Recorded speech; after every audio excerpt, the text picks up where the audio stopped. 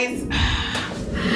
Okay, so I'm kind of enjoying this way too much, but I want to share with you something that God did for me upon discovering or rediscovering my purpose. Okay, so one of the things I struggled with, like really struggled with, was public speaking. I could not imagine having to speak in front of more than 7 people without, like, excuse me, whether I knew you or not. I was like, you want me to do what? No way, right?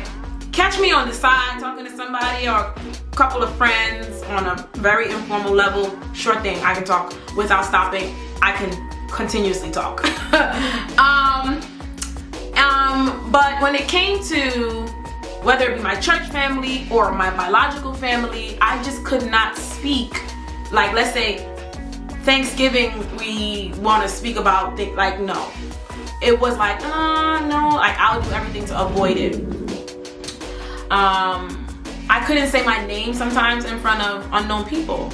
I would stutter. I would lose my train of thought. There was like so many different things going through my mind at that time that caused me not to be able to speak in public or do public speaking.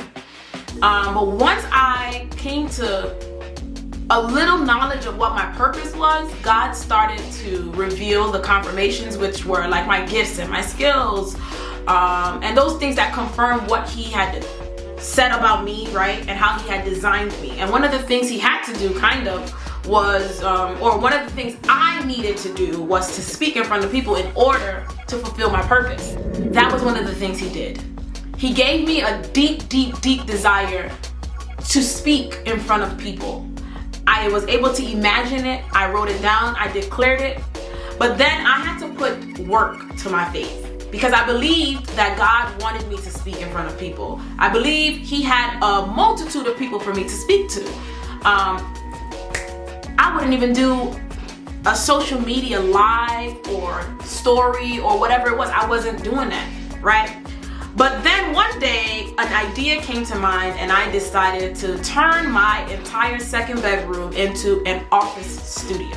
Now, I had already had a little portion of like an office space, but then it was like a studio where I used lampshades as my studio lights, you know, webcams and all these different things, a makeshift kind of studio. I bought some wallpaper and I decided to make a audience and an atmosphere that was conducive for me to speak in front of people, to get comfortable. So I created the room that made me feel like I was either on a talk show or if I was speaking on the camera, I no longer thought that I was speaking to myself. I had to tell myself that I was speaking to the multitude of people. And I fumbled a lot, and I you know, for one 15-second video, I might have recorded it 35,000 times just to get a perfect video. And sometimes I still do that. But the gift and the celebration is that I can speak in front of hundreds of people now. I've done it, not just social media, but physically standing in front of a lot of people, speaking and doing what it is that God has called me to do.